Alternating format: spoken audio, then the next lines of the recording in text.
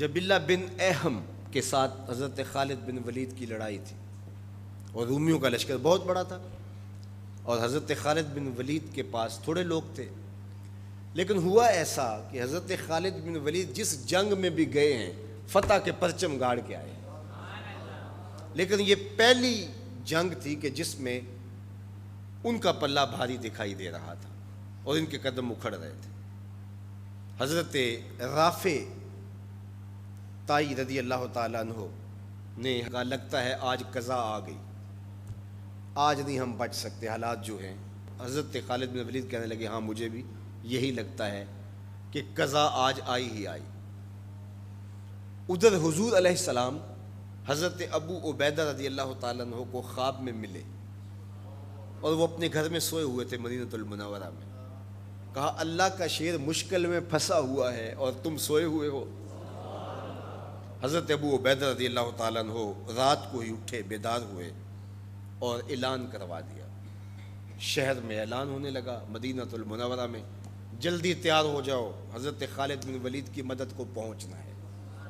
انہیں کتنا یقین تھا کہ حضور خواب میں آئے ہیں تو حضور ہی آئے ہیں، کوئی وہم نہیں سمجھا۔ جلدی جلدی اعلان کروا دیے، مجاہد جمع ہونے لگے اور دیکھتے دیکھتے لشکر تیار ہو گیا۔ تو انہوں نے محسوس کیا کہ لشکر سے ہٹ کے کوئی سوار چل رہا ہے، تو انہیں کوئی شک گزرا کہ کوئی جاسوس نہ ہو۔ ذرا مزید اس کی جستجو کی تو وہ نقاب پوش بھی تھا، تو شک اور زیادہ بڑھ گیا۔ تو حضرت ابو عبیدہ نے کہا کہ انہیں گرفتار کر کے لاؤ، یہ جاسوس ہے، کون ہے، ہم اس کی تفتیش تو کریں۔ تو خیر انہوں نے گھیر لیا ان کو، ان کے گھوڑے کو ابو عبیدہ کے قریب لے آئے۔ تو حضرت ابو عبیدہ نے کہا تم کون ہو؟ انہوں نے تھوڑا سا قریب ہو کے کہا کہ میں خالد بن ولید کی بیوی ام تمیم ہوں۔ جب آپ نے اعلان کیا کہ خالد مشکل میں ہے تو میں پریشان ہو گئی کہ اللہ کا شیر تو کبھی مشکل میں آیا نہیں تھا، آج کیا ہوا؟ تو میں نے غور سے دیکھا کہ وہ اپنی ٹوپی گھر بھول گئے تھے، جس ٹوپی کے اندر حضور کے منہ مبارک سیے ہوئے ہیں، اور وہ جب بھی جنگ کیا کرتے تھے تو وہ ٹوپی اپنے سر پہ پہن کے کیا کرتے تھے، اللہ فتح عطا کرتا۔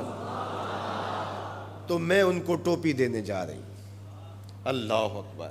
جب یہ لوگ وہاں پہنچے تو سواروں کا ایک قافلہ آگے بڑھ کے خالد بن ولید کے ساتھ دشمن پر حملہ آور ہو گیا۔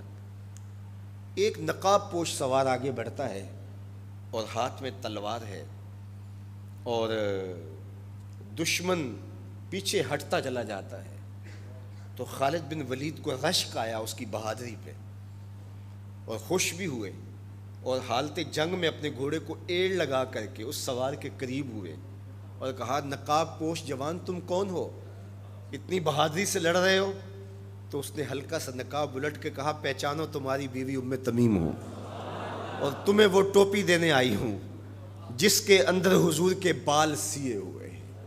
تو حضرت خالد بن ولید کو انہوں نے ٹوپی عطا کی اور انہوں نے سر پہ رکھی، اللہ نے اسی دن مسلمانوں کو فتح عطا کر۔ یہ حضور علیہ الصلوۃ والسلام کے بالوں کی برکت تھی۔ حضرت ام سلمہ رضی اللہ تعالیٰ عنہا کے پاس، زوجہ رسول صلی اللہ علیہ وسلم کے پاس حضور کے مبارک بال تھے۔ حضرت عثمان بن عبداللہ رضی اللہ تعالیٰ عنہ کہتے ہیں کہ مدینے میں اگر کسی کو نظر لگ جاتی یا کوئی بیمار پڑ جاتا تو وہ ام سلمہ سلام اللہ علیہا کے پاس آ جاتے، تو وہ پھر ڈبیا سے بال نکالتی اور پانی کے گلاس میں ان بالوں کو جنبش دیتی، اور ان بالوں کی برکت سے وہ پانی جب بیمار پیتا اللہ اس کو شفا عطا کرتا۔ یہ حضور کے مبارک بالوں کی برکت ہے۔ اللہ اکبر۔ اور ایک دن حضور غسل کر کے آئے اور سیاہ رنگ کے مبارک بالوں، اللہ اکبر، کا حسن اور نمایاں ہوا، تو حضور نے ایسے ہاتھ ڈال کر کے ایک بال الگ کیا اور ساتھ ارشاد فرمایا من ازا شعرۃ من شعری فالجنۃ علیہ حرام۔ سن لو جس نے میرے بالوں میں سے ایک بال کو بھی اذیت دی اس پر اللہ کی جنت حرام ہے۔ ہم تو حضور کے غلام ہیں، حضور کے نوکر ہیں، حضور تو حضور رہے، حضور کے بالوں کی توہین بھی گوارا نہیں ہے۔ اقبال کہا کرتے تھے لوگ باتیں کرتے ہیں، ہم تو یہ بھی گوارا نہیں کرتے کہ کوئی کہے تیرے پیغمبر کے کپڑے میلے تھے، ہم تو یہ بھی گوارا نہیں کرتے۔ مغرب اس کیفیت کو سمجھتا نہیں ہے، اور وہ سمجھتا ہے کہ شاید ان حرکتوں سے میں مسلمانوں کے دلوں سے ان کے پیغمبر کی عظمت کو چھین لوں گا، نکال دوں گا، لیکن اسے بھول ہو گئی ہے۔ یہ ہزار گناہ گار سہی، بدکار اور سیاہ کار سہی، دنیا دار سہی، یہ کاروباری سہی، لیکن جب اپنے دل کا سودا کرنے کی باری آئے تو مدینے کی گلی میں کرتے ہیں، اور سب کچھ لٹانے کے بعد بھی کہتے ہیں حق تو یہ تھا کہ حق ادا نہ ہوا۔ ہماری جانیں، ہمارے ماں باپ، ہماری نسلیں، ہماری زندگی کا ایک ایک گوشہ حضور کے نام پہ قربان۔ حضور کے نام کا جھنڈا کبھی نیچا نہیں ہو سکتا، ان کے نام کا جھنڈا ہمیشہ اونچا رہے گا۔